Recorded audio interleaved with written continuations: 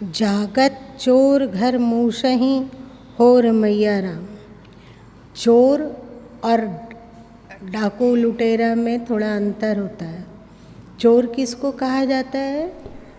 वो इंतज़ार करता है, प्रतीक्षा करता है कि कब लोग सोएंगे कि सेंध मार के घर घुसा जाए और जो कीमती चीज़ है अथवा जो चुराया जा सकता है उसे चुरा कर किसी के जागने से पूर्व ही निकल जाया जाए। इसको चोर कहते हैं। चोर आज के समय का जो डाकू होते हैं या हथियार बंद लोग होते हैं उसे चोर नहीं कहा जाता है। चोर एक तरह से समझो कि लुटेरे अथवा जो डकैत लोग हैं उसका बहुत ही छोटा रूप है। सोने पर घर में वे लोग घुसते हैं, लेकिन यहाँ कहा जा रहा है जागत। जागत क्या है? अभी हम लोग किस काल में जगे हुए हैं? जागृत में हैं, जागृत अवस्था में है कि स्वप्न अवस्था में है या सुसुप्ति अवस्था में? किस अवस्था में है? जागे हुए हैं। तो जागे हुए चोर कैसे चुरा सकता है?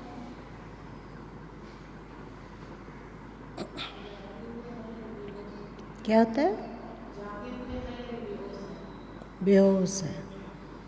जैसे आप अपनी ठुड्डी के नीचे हाथ रखे हैं तो क्या ये होशपूर्वक या बेहोशी में? बेहोशी मतलब नींद से थोड़ा ज़्यादा गहरी, है ना? नींद में हम लोग रहते हैं तो ठक ठुक कुछ हो, आवाज़ होती है तो हम लोग जाग जाते हैं। पर यदि बेहोशी में हो तो ठक ठुक कितना भी आवाज़ हो अथवा कोई क्या चिल्ला रहा है कुछ पता नहीं चलता है कि नहीं? तो जो जागृत अवस्था में बेहोशी हो, जागृत अवस्था में मूर्छा होती है, वो नींद की तुलना में ज़्यादा गहन है ना? सोचिए, बाहरी परिवेश से बिल्कुल हम लोग अनभिज्ञ हो जाते हैं। और हम लोग तो कई बार सत्संग में सुन चुके हैं कि जागे हुए में भी हम लोग मूर्छा में हैं, चल रहे हैं, खा रहे हैं, सुन रहे हैं, बोल रहे हैं अथवा अन्य अंग प्रत्यंग हिला डुला रहे हैं। ऐसा नहीं है कि हम लोग कॉमा में चले गए हैं, ऐसी भी बात नहीं। बिल्कुल जगे हुए हैं। अभी इतना तन्मय होकर सत्संग सुन रहे हैं, बाहर में कहीं पर टायर जलने की घटना हो रही हो तो हम लोगों को तुरंत भान हो जाएगा या नहीं होगा? हो जाएगा।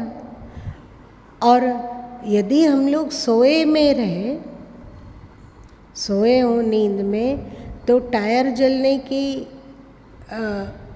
अनुभूति होगी या नहीं होगी? नहीं होगी, नहीं होगी। इसका मतलब देखने में है कि बाह्य व्यवहार इत्यादि सब कुछ को हम लोग अनुभव कर पा रहे हैं। कोई बोल रहा है, कोई ठक हो रहा है, कुछ आवाज़ आ रही है तो और कुछ भी हो रहा है उसको हम लोग जान रहे हैं, जगे हुए हैं, फिर भी हम लोग मूर्छित हैं। जागत घर मूसई होर मैया राम। जागृत काल में चोर चुरा रहा है।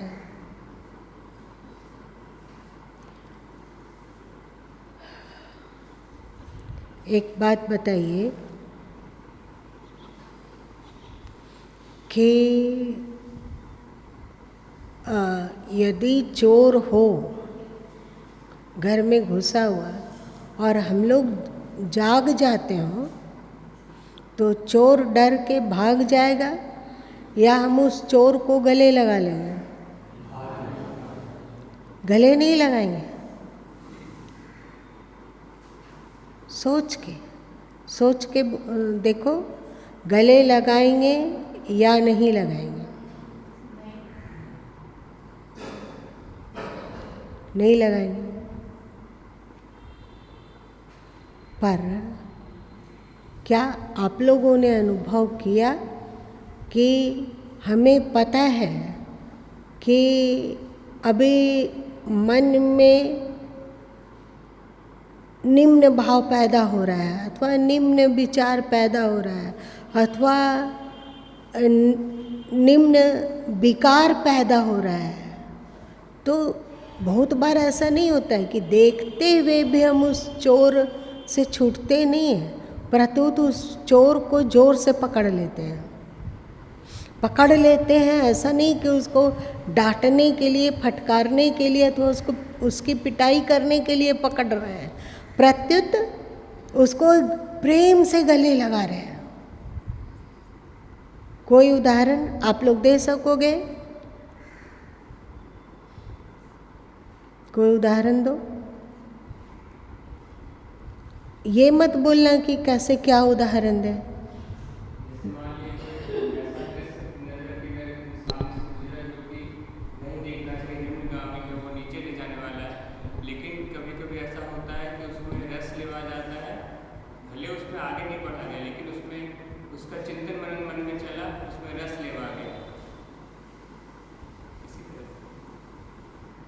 अच्छा, जैसे एक उदाहरण, मान लो कि तुम कहीं प्रचार में गए हो, गाड़ी ड्राइव तुम्हें करना है, तुम तेज से गाड़ी चला रहे हो, लोग को घबराहट हो रही है, तो तुमको वो लोग कहते हैं धीमे चलाओ गाड़ी, और तुमको यहाँ पर गुस्सा आने लग जाता है, और तुम कहते हो कि आप लोग ऐसे बोलिएगा तो और तेज चलाएंगे। तो क्या हम लोग को, तुमको पता चलता है कि ये क्रोध है और ये गलत है?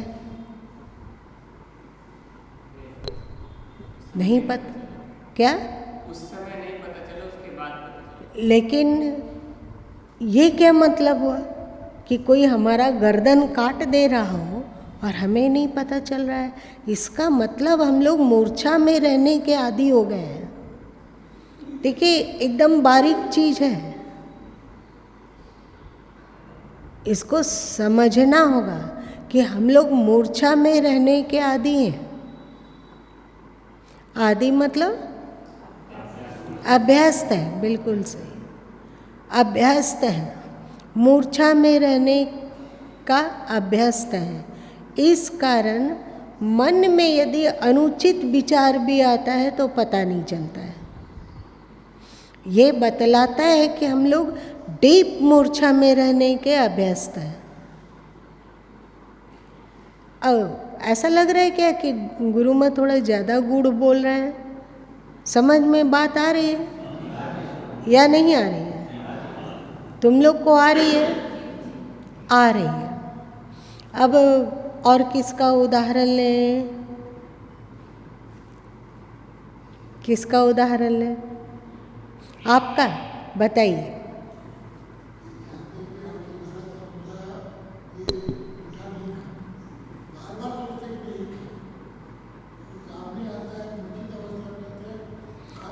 तो आप मूर्छित अवस्था में खा रहे होते हैं या आपको भूल जाते हैं कि हमको नहीं खाना है? क्या होता है?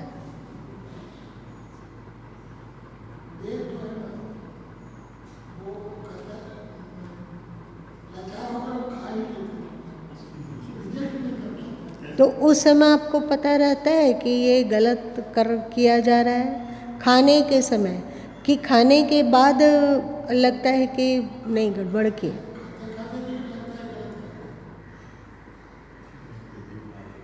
तो हम लोग चोर को तो गले लगा लिए, जान रहे हैं कि ये चोर है, फिर भी उसे गले लगा लिए।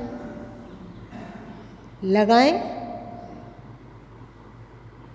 इतने लगता है कि हम लोग इतने ज़्यादा मूर्ख हैं, अथवा हम लोग को भगवान कंट्रोल करने की कैपेसिटी ही नहीं दिए हैं। क्या लगता है आप लोग को? ये तो और खतरनाक है कि एक तो हम लोगों को अपने भीतर उठने वाले दुष्ट विचार का अनुभव नहीं होता। ये ज़्यादा खतरनाक है, बहुत ज़्यादा खतरनाक है कि बेहोशी में कुछ का कुछ कर लेते हैं और उसके बाद फिर ग्लानि होती है। ये ज़्यादा खतरनाक, ये बता रहा है कि आप गहन मूर्छा में जीवन जी रहे हो। ये बहुत कीमती बात है कि हमको पता चल रहा है कि ये गलत किया जा रहा है, लेकिन गलत कर देते हैं। तो दो तरह की अवस्था हुई ना, क्या हुई? दो तरह की अवस्था। हाँ, तो इसमें से जल्दी सुधार होने की संभावना किसकी है? गलत कर रहे हैं। अब यहाँ पे क्या कोई बताएंगे कि किसे किसे जो किया जा रहा है उसी समय एहसास हो जा रहा है कि ये सही है कि ये गलत है? किसी का कोई ऐसा जो उस समय पता चल जाता हो कि गलत है या सही है? उसी समय, अभी विचार में है वो, अभी कृत्य नहीं बना है, लेकिन विचार के समय में ही पता चल गया कि ये गलत है। कि कितने लोग को ऐसा हो रहा है? बहन लोग में भी बताओ।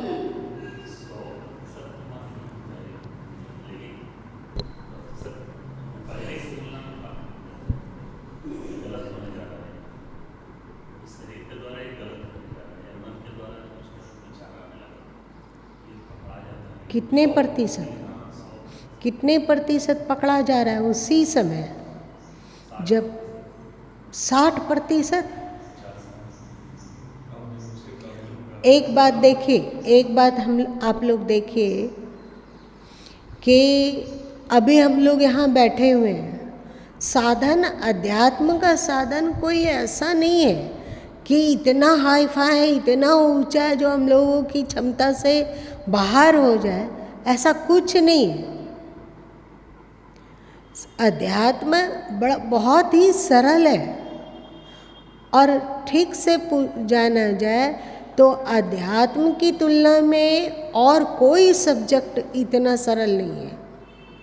अध्यात्म सबसे अधिक सरल है यदि हम लोग होश में रहना सीख लें, होश में रहना सीख लें। अभी हम लोग जगे हुए हैं, इंद्रियां सभी चौकन्नी हैं, पर बेहोश है। क्या आप लोगों को पता चलता है कि आप 10 मिनट यहाँ बैठे हुए हैं, 15 मिनट बैठे, या सत्संग कक्ष में आधा घंटा बैठे, आप कितनी बार अपना हाथ उठाएं, कितनी बार हिले डुले, कितनी बार आपने कान खुजलाया, कितनी बार आपने आँख को छुआ, कितनी बार आपके शरीर में हलचल हुआ? झूठ का, बेकार का। ऐसा कुछ भी नहीं है कि सचमुच में कान खुजला रहा हो, ऐसी कोई बात नहीं। क्या आप लोगों को अनुभव है?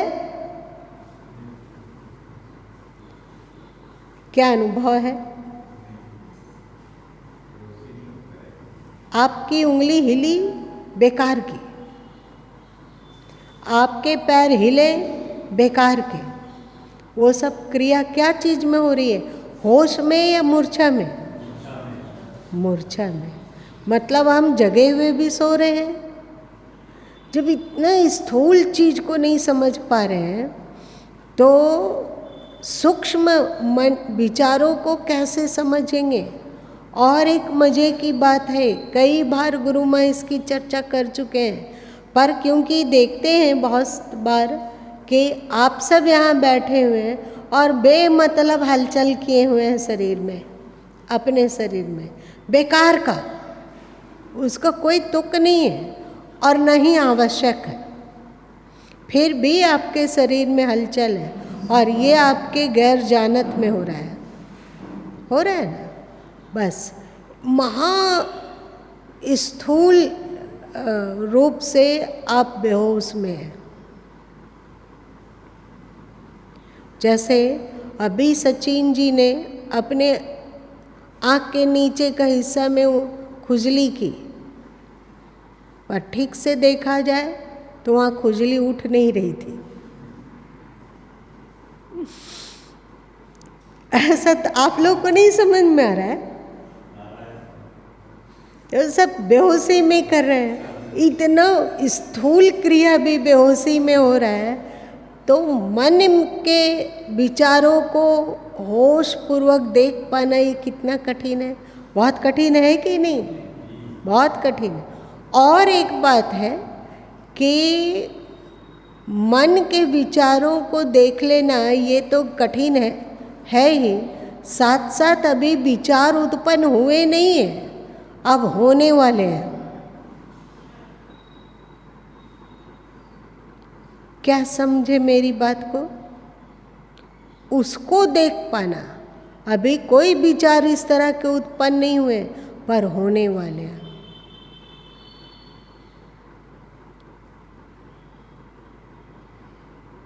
तुम लोग कहोगे कि क्या ये अध्यात्म है, या अध्यात्म की चर्चा है, या ऐसे ही टाइम पास हो रहा है?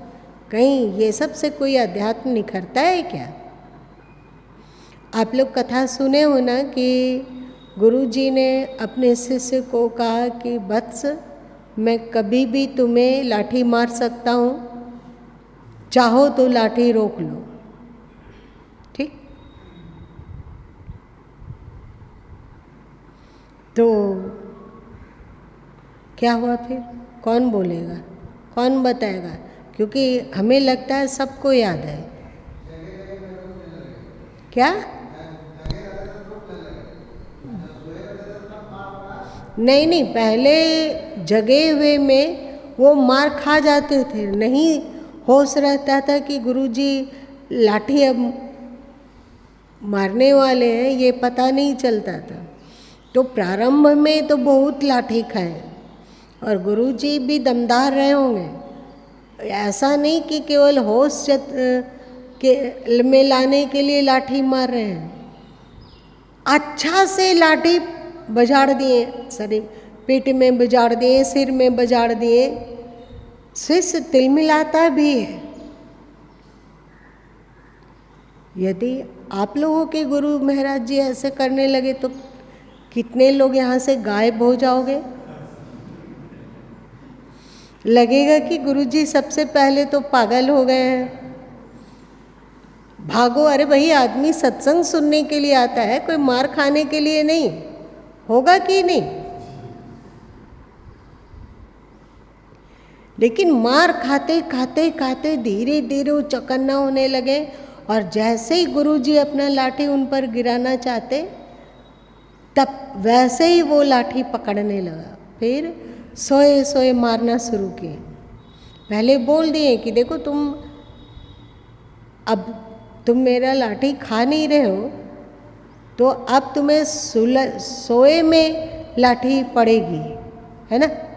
शुरू में तो बेचारे बहुत, और हम लोग होते तो कहते कि भाई कोई चीज़ की सीमा होती है, दिन भर काम करना है, दिन भर सेवा करना है, आदमी 2 मिनट चैन से सो भी नहीं पाता है। हम लोग नहीं बोलेंगे? बोलेंगे। पर यदि कोई सच्चा गुरु थे वे, तो ये सच्चा शिष्य भी थे। अब उसकी नींद उचटने लगी। जैसे ही लाठी गुरु जी का पद चिन्ह की आवाज़ भी आती, तो फिर क्या होता? वो जाग जाते हैं। होश बढ़ रहा था। एक बार शिष्य ने सोचा कि गुरुजी लाठी मार मार के हमारी हालत खराब किए हैं, अब मैं गुरुजी को देखता हूँ कि वो कितने होश में रहते हैं। गुरुजी बैठ के शांत चित्त से ध्यानस्थ हो रहे थे। मतलब उस समय शिष्य लाठी लेकर आया नहीं है, केवल विचार उत्पन्न हुआ कि गुरुजी पर लाठी पटक कर देखता हूँ कि उनको कैसे रोकते हैं। विचार उत्पन्न हुआ और गुरु जी बोले रुक जाओ, ठहरो, मैं बूढ़ा आदमी हूँ, इस तरह लाठी मारने के बारे में तुम सोचा ही कैसे? इसका मतलब क्या हुआ? पूरा होश। और जब हम लोग मूर्छित रहने के आदी हो जाते हैं तभी हम लोग गलतियां करते हैं, है या नहीं? अभी पहले बात कि गलतियों को जानते ही नहीं, मूर्छित में है। मूर्छितावस्था में मन में कुछ उटपटांग ख्याल है, जैसे गुस्सा आ रहा है, क्रोध आ रहा है, पर क्रोध करने के समय ये पता नहीं चलता है कि बेमतलब का क्रोध आ रहा है या नहीं? है ना? बेमतलब का क्रोध आ रहा है, ये पता नहीं चलता। क्रोध करके आग बबला हो जा लेते हैं, उसके बाद लगता है कि ओह ये तो गलत है, ये तो गलत है। इस गलती का एहसास कब हुआ?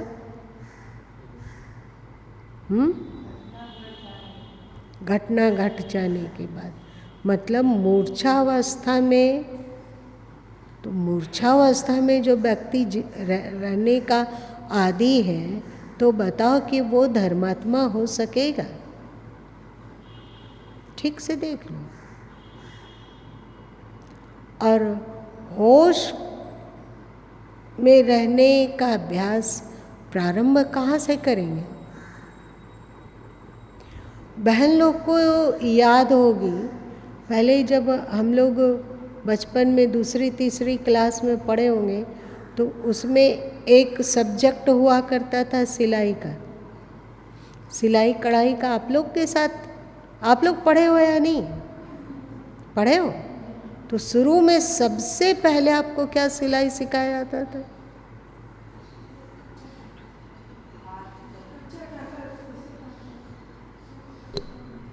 और बताओ कोई?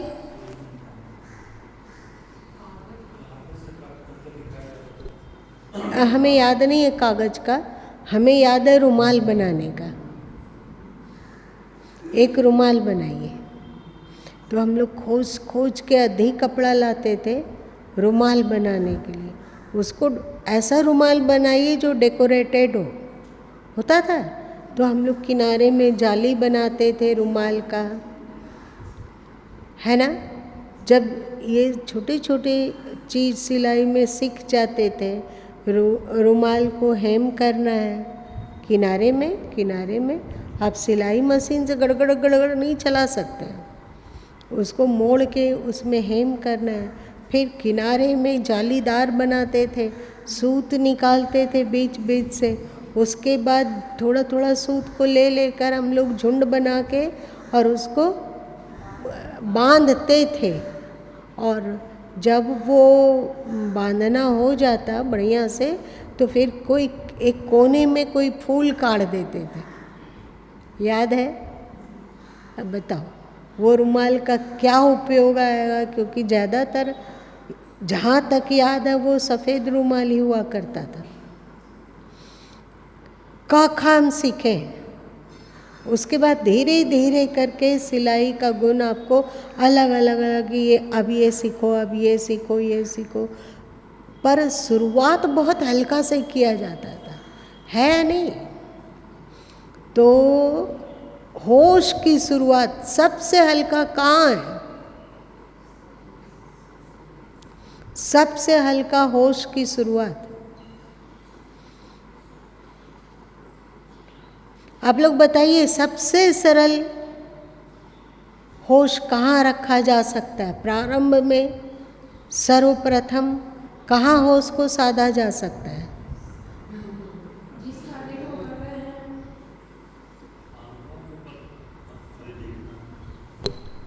तो कहाँ से शुरू करेंगे?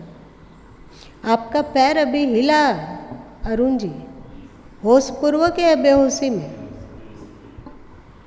अभी हम लोग फेल हो गए।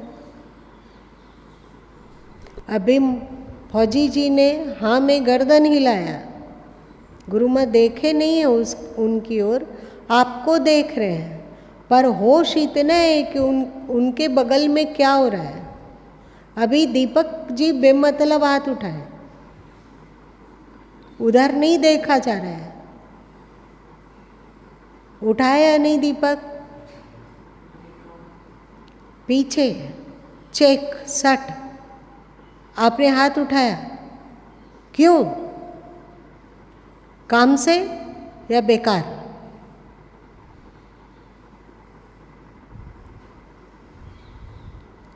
देखो अभी हम लोग कितने स्टैचू हो गए हैं। अरुण जी ऐसे बेमतलब हाथ उठा के पटक दिए।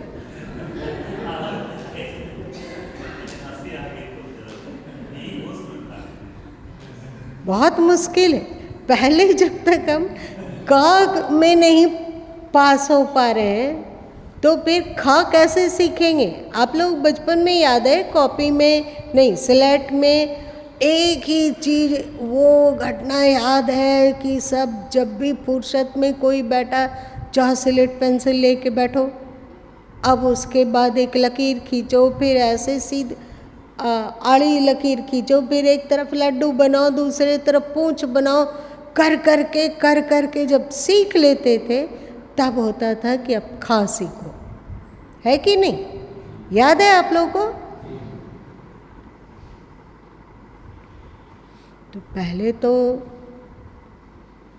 यदि हम शरीर में होश को साध पाते हों, पैर का अंगूठा भी हिलता हो तो उसका होश हो कि हिला, होश में हिले कोई हर्ज नहीं है, पर बेहोशी हिल गया ये तो गड़बड़ बात है।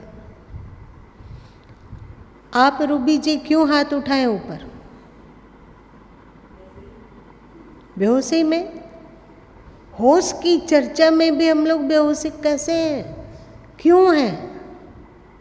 देखिए मंजू जी झूला झूल रही हैं, होश में या बेहोशी में?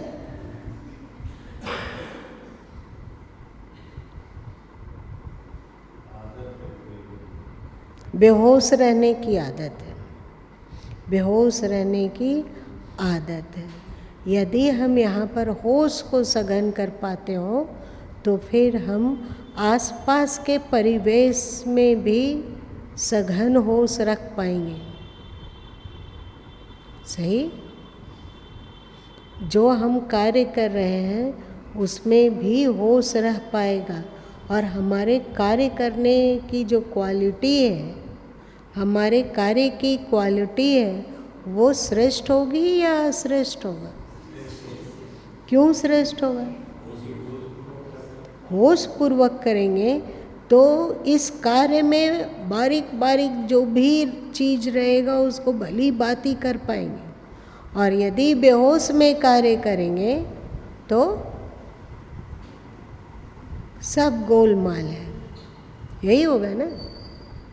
कार्य में होश, अपने शरीर में होश, इसको साध पाएंगे तो हमारा कर्तव्य जो भी हम करेंगे वो चमकेगा।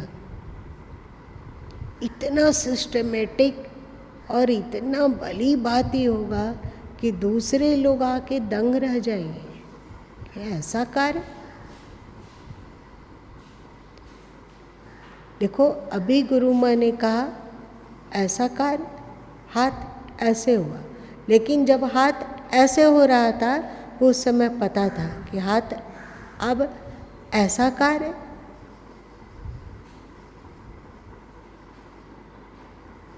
पहले जागे हुए में जागना सीख लें, है ना? जागे हुए में जागना सीखेंगे और बाह्य स्थूल चीज़ों में होश रख पाएंगे तो धीरे धीरे मन के विचारों में भी होश रख पाएंगे। मन के विचारों में होश रख पाएंगे, बढ़िया से भली बात इसमें पारंगत हो जाएंगे तो फिर अभी विचार उत्पन्न हुआ नहीं है पर होने जा रहा है। अभी विचार उत्पन्न हुआ नहीं, होने जा रहा है और वो पता चल गया। और पता चला तो उसकी तत्काल छटनी होगी कि ये विचार लाने योग्य है या नहीं लाने योग्य है। मेरी बात समझे क्या बोला जा रहा है? क्या समझे?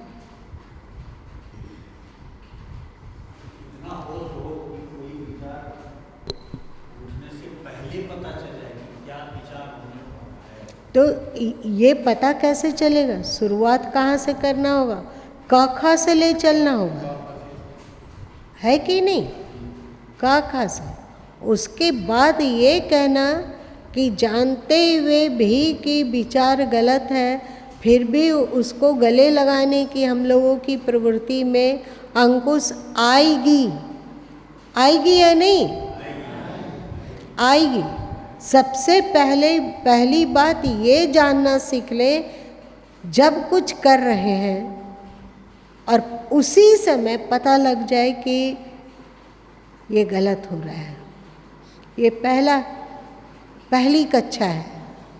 दूसरी कक्षा में हम जानेंगे, दूसरी कक्षा में प्रवेश करके जान लेंगे कि ये विचार गलत है, तो हम लोगों में इतनी कैपेसिटी आ जाएगी कि हम गलत को गलत की तरह स्वीकार करेंगे और उस गलत में प्रवृत्त नहीं होंगे। तब जो यहाँ सदगुरु कबीर साहब कह रहे हैं, जागत चोर घर मूसई और मैया राम। जागे में चोर मुस रहा है। मुसना मतलब क्या होता है? चोरी करना, चोरी करना।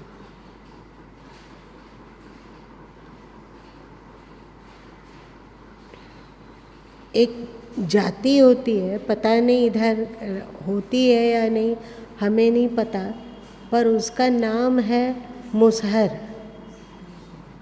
इधर होती है, उसको यही कहते हैं कि कुछ दूसरा? क्या?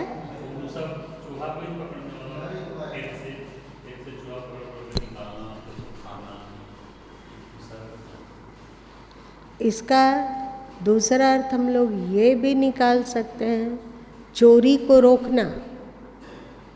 मुसहर, मुसना मतलब चोरी है ना, मुस चोरी, हर हरण कर लेना, चोर का पता लगाना, एक तरह की जासूसी करना, कहाँ चोरी हुई, क्यों हुई, कौन किया। तो सबसे पहले हम लोगों को मुसहर बनना होगा। परेशानी होगी, मुसहर बनने में किसी को संकोच, मुसहर बनना होगा। चोर पकड़ो।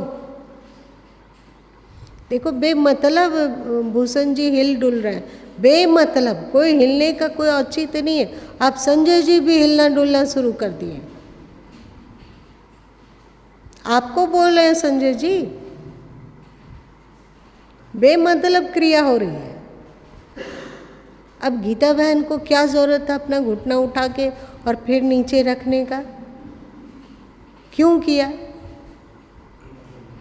कोई मतलब नहीं है। बेहोश में गुरु माँ हाथ ऊपर उठा के रखे हुए हैं, ये गुरु माँ को पता है। स्टैचू बन के हाथ है, ये भी पता है।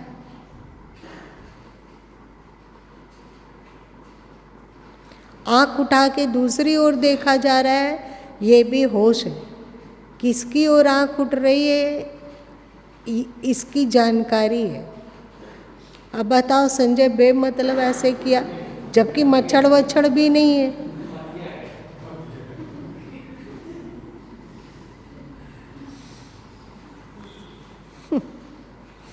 हंसा सरवर शरीर में हो रमैया राम, जागत चोर घर मूसई हो रमैया राम। भरोसा है आप लोग इस 2 लाइन का अर्थ समझ गए होंगे। सबसे पहले नो बेहोशी, बेहोशी नहीं, सबसे बड़ा अज्ञान बेहोशी है, सबसे बड़ा अधर्म बेहोशी है। अधर्म का प्रारंभ ही बेहोशी से होता है।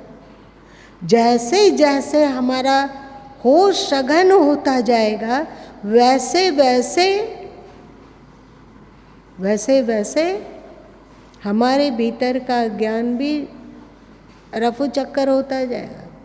देखो, जब गुरु माँ ने कहा रफू चक्कर होता जाएगा तो गर्दन ऐसे किया। अब रामदुलार जी बेमतलब अपना आँख बाल को अथवा आँख के अगल बगल सहला रहे हैं, क्या ज़रूरत था? कोई खुजली तो मची हुई है नहीं, लेकिन क्यों?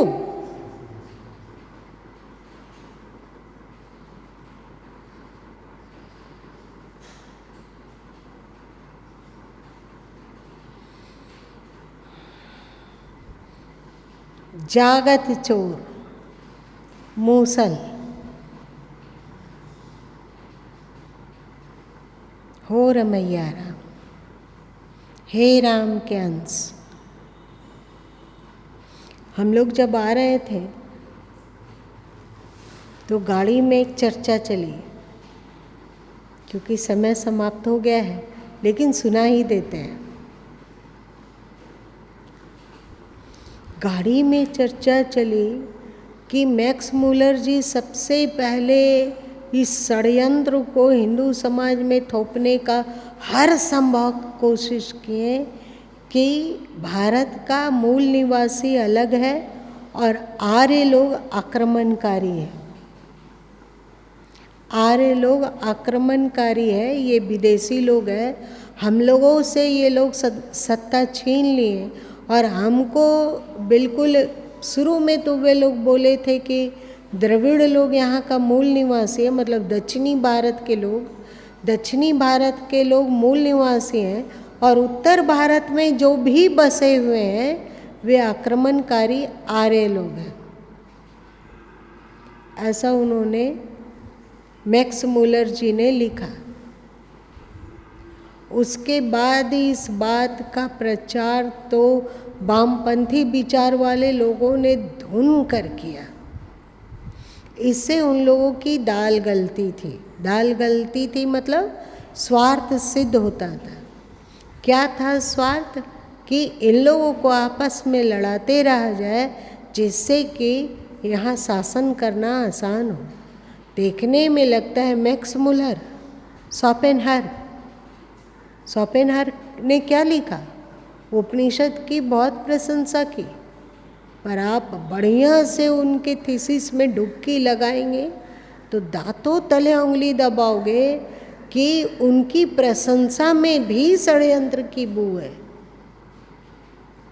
तो मैक्स मुलर जी ने कहीं कहीं भारतीय लोगों का गुणगान किया है।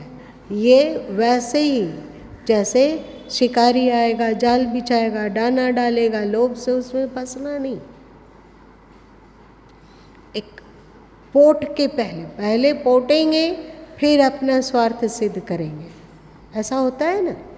तो मैक्स मुलर जी ने हम लोगों को पोटने के लिए हम लोगों का 2-4 प्रशंसा भी वे किए हैं, ऐसा नहीं कि प्रशंसा नहीं किए हैं, परंतु वो प्रशंसा इसलिए जिससे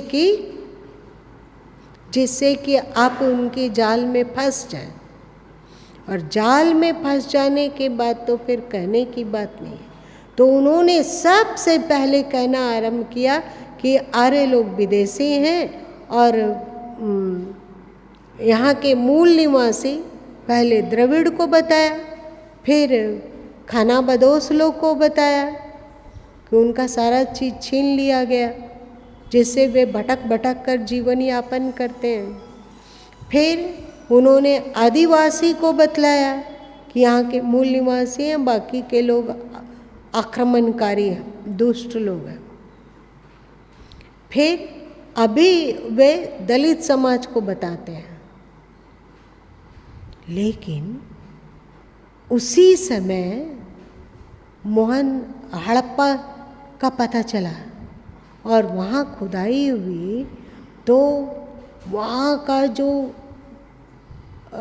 नगर योजना अथवा जल निकासी का योजना अथवा इतना सिस्टमेटिक तरीके से वहाँ का नगर निकला, तो सभी लोगों ने चिल्लाना चालू किया कि आर्य लोगों ने इन लोगों को उजाड़ा, इन लोगों को मारा काटा, इन लोगों को पराजित किया और फिर अपना राज्य को विस्तारित किया। पर भारत का भाग्य अच्छा था, इसी सब का इतना हो हल्ला मचाया जा रहा था, इतना हो हल्ला मचाया जा रहा था, लेकिन उस समय डीएनए की सुविधा थी। तत्काल वहाँ मिलने वाले जो शव है, शव मतलब मुर्दा, जिसका मांस वांस तो गल गया पर हड्डी सुरक्षित है,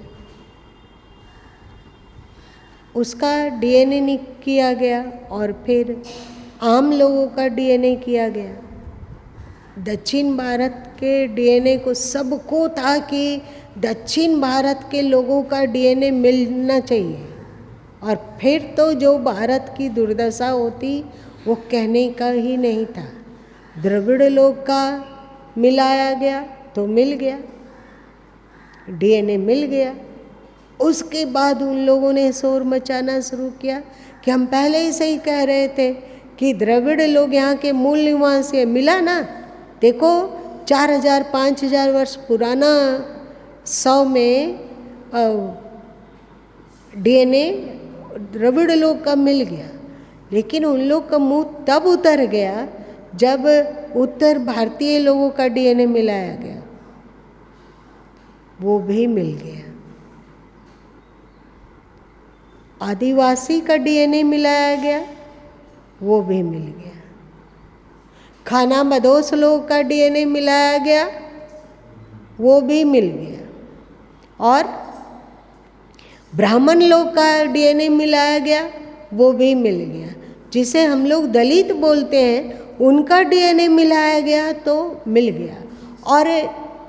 और जब आसपास भारत के आसपास के इलाके लोगों का डीएनए मिलाया गया तो 80% से अधिक डीएनए मिल गया। ये कितना अजीब बात है। अभी जैसे गुलाम नबी आज़ाद ने कहा कि हम लोग झगड़ा करते हैं, हम लोगों को लड़ाया गया, हम लोगों को जबरन भी इस्लाम में लाया गया, और हम लोग के पूर्वज हिंदू थे तो लोगों ने उनका विरोध करना शुरू किया। और उन बहुत सारे मुस्लिम जो अपने आप को मुस्लिम धर्म का ज्ञाता कहते हैं, वो ऐसो चिल्लाने लगे। मुफ्ती मोहम्मद ने तो साफ कह दिया, क्या कहा कि किसी दिन ये लोग कहेंगे कि हमारे पूर्वज बंदर थे। अरे भाई, लड़ने और दलील देने की क्या आवश्यकता है? डीएनए मैच करो, डीएनए मिलाओ, दूध का दूध और पानी का पानी हो जाएगा। तो धन्य है ये डीएनए। ये सब कोई बकवास करता हो तो सबसे पहले वैज्ञानिक खोज होनी चाहिए और डीएनए का सैंपल मिलाओ। और मज़े की बात है कि मोहनजोदड़ो का डीएनए हो या हड़प्पा का डीएनए हो, और अभी हरियाणा के पास के जगह में खुदाई हुई तो वहाँ पर भी बिल्कुल हड़प्पा संस्कृति के अनुरूप ही सब नगर योजना, पानी निकासी, नाली की व्यवस्था, घर बनाने का जो डिज़ाइन सब मिल गया। और वहाँ का डीएनए वहाँ लगभग 4000 शव मिले। हो सकता है कि धरती में कोई भूकंप हो या और कुछ, तो उनका डीएनए मिलाया गया। तो ये वही डीएनए था जो मोहनजोदड़ो में मिला, चाहे हड़प्पा में मिला, और हम लोग का डीएनए मिलता है। तो गुरु माँ ने कहा कि जब उनका कहना था, वैज्ञानिक लोग कहते हैं कि वो सभ्यता आज से करीब 4000 से लेकर 11000 के बीच का है। आज से 4000 से लेकर 11000 विगत के बीच का है। मतलब आज से 4000 साल पहले, 4000 से 11000 साल पहले तक का वो 100 और वो योजना मिली, नगर योजना इत्यादि। और उन लोगों का तो मांस, अंजरी पंजरी सब गल गया था, हड्डी बची थी। हड्डी का डीएनए हम लोग का मिल गया, मतलब 11,000 साल पहले का के लोगों से हमारा डीएनए मिल गया। और हम लोग चिल्ला के कह सकते हैं कि हम लोग सबके सब एक हैं, कोई मूल निवासी और कोई विदेशी आक्रमणकारी नहीं है। आर्य अलग दूर से कहीं आए, ये बात सही नहीं है। आर्य यहीं के मूल निवासी है ना। तो गुरु माँ ने चर्चा करते हुए, आपस में हम लोग चर्चा करते हुए बोले, इस दृष्टि से देखा जाए तो परमात्मा से भी हम लोग का डीएनए मिलेगा, मिलेगा या नहीं? मिलेगा। हम लोग तो जोर जोर से चिल्ला के कहते हैं, तुम्हें व माता च पिता तुम्हें व बंधुश्च सखा तुम्हें व। हम लोग कभी न कभी तो ईश्वर के अंश रहे हैं, आज भी हैं, तो उनका डीएनए तो मिलना स्वाभाविक है। ये लोग का जो उत्खनन से लाश मिला वो लगभग 11,000 पहले तक था, कोई बात नहीं। हम लोग धरती पे आए होंगे, हो सकता है कि 1 करोड़ साल पहले आए होंगे, 2 करोड़ साल पहले आए होंगे, इससे ज़्यादा पुरानी घटना नहीं लगती है। तो 1 करोड़ साल 2 करोड़ साल पहले हम लोग धरती पे आए हैं, तो हम लोगों का डीएनए तो पक्का है कि ईश्वर से मिलता जुलता है। गीता में भी चिल्लाया जाता है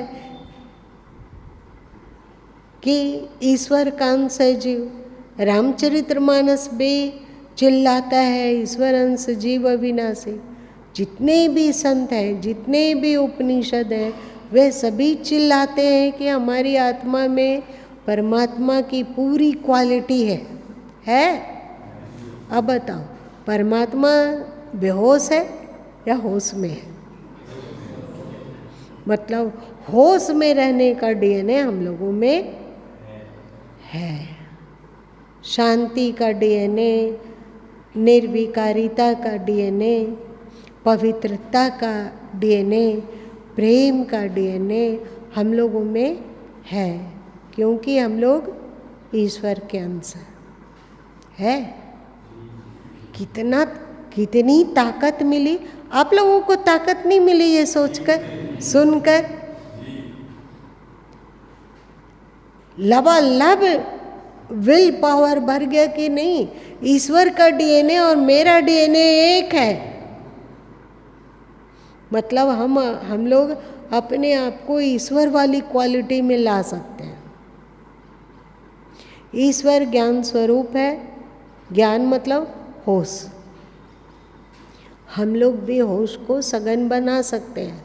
होश साधे रखना, भले ही हम भूल गए हैं, परंतु उसका अंश हम लोगों के भीतर कहीं ना कहीं है। तभी ईश्वर को कहा जाता है सच्चिदानंद, कहा जाता है ना। तो जीव को क्या कहा जाता है? हम लोग कहेंगे कि सच्चिदानंद तो जीव नहीं है, लेकिन ऐसा कैसे हो सकता है? आप लोगों के वेदों का 4 महावाक्य है। एक है अहम ब्रह्मस्मि, मतलब हम ब्रह्म हैं। हम मतलब आत्मा, हम मतलब शरीर नहीं, हम मतलब आत्मा। अहम ब्रह्मस्मि मतलब ये आत्मा ब्रह्म है और ये ब्रह्म स्वरूप हमारा आत्म स्वरूप है ना। दूसरा आता है क्या? तत्वमसि। तत् मतलब वो परमात्मा जो है, त्वम असि, वो तुम ही हो। तुम ही हो मतलब तुम्हारी ही आत्मा है। वेद का तीसरा महावाक्य कहता है अयम आत्मा ब्रह्म, मतलब यह आत्मा ब्रह्म से अलग नहीं है। यह आत्मा ब्रह्म से अलग नहीं है। चौथा महावाक्य में हमारे पूर्वजों ने दिया, ये वेद का मूल मंत्र 4 है। ये उसमें चौथा है प्रज्ञानम ब्रह्म, मतलब होश।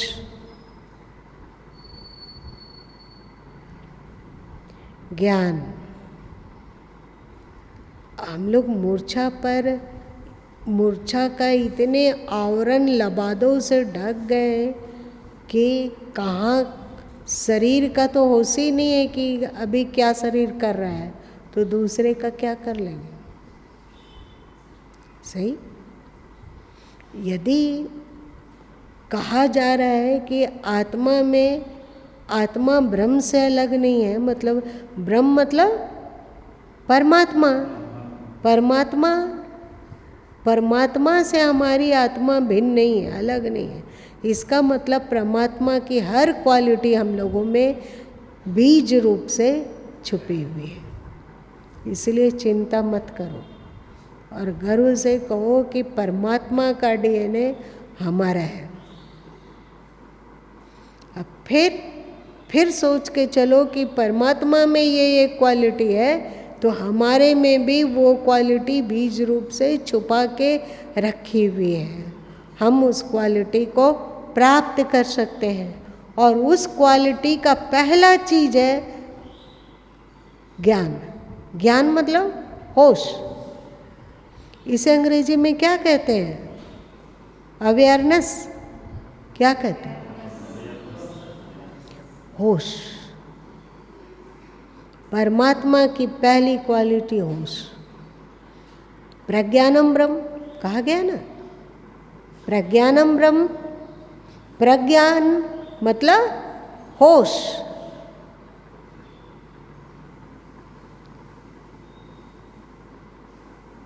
अब बताओ क्या जरूरत है शिवनंदन जी को नाक छूने का, नाक रगड़ने का?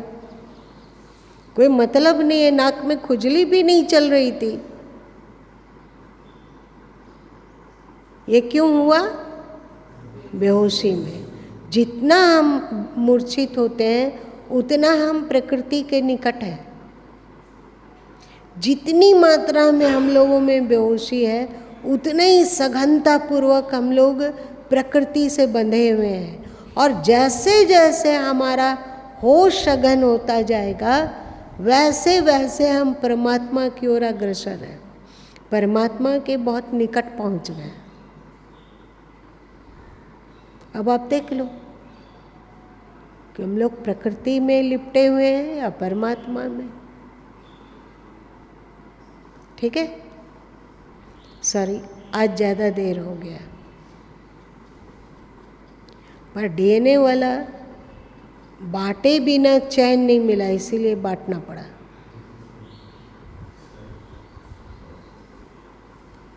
और ये बताओ परमात्मा का डीएनए जो जितेंद्र में है वही डीएनए हम लोगों में है या उससे थोड़ा कम या ज़्यादा? तो कहाँ जाति, कहाँ पंथ, कहाँ अमीरी गरीबी, कहाँ देश, कहाँ हमारा और कहाँ तुम्हारा?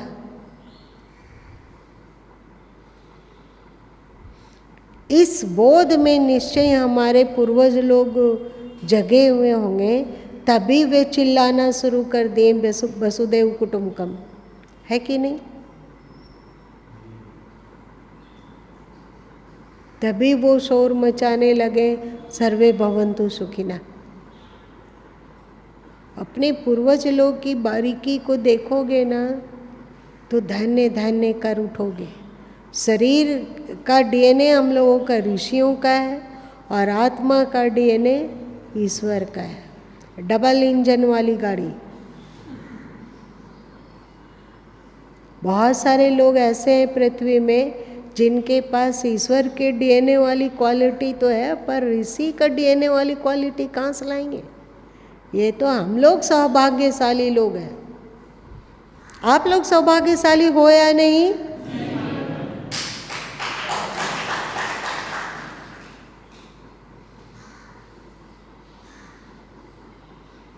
अब बताइए सुभाष जी, होश में आप कान खुजला रहे थे या बेहोशी में? आपको कान खुजलाना है, पहले ये विचार कर लिया था?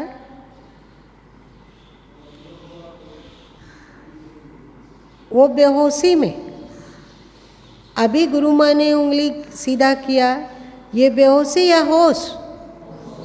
इसको देखना होगा कि बेहोशी में हो गया या होश है वहाँ। और देख, अपनी बेहोशी का पक्ष मत ले लेना और ये मत चिल्लाना कि ये होश में हुआ। यदि होश में होगा तो तुम्हारे जीवन की क्वालिटी बिल्कुल बदल जाएगी, जीने का तरीका बिल्कुल बदल जाएगा। फिर राग द्वेष इत्यादि की बात जो हम लोग कहते हैं, जिसके लिए श्री कृष्ण पूरा गीता में भर दिए उपदेश, राग द्वेष राग द्वेष राग द्वेष से ऊपर उठो, सब का सब अपने आप उड़नछू हो जाएगा। है इसलिए जब हम लोग बोलते हो कि नहीं होश में, तो क्वालिटी का परीक्षा देने के लिए तैयार होना होगा। ठीक है।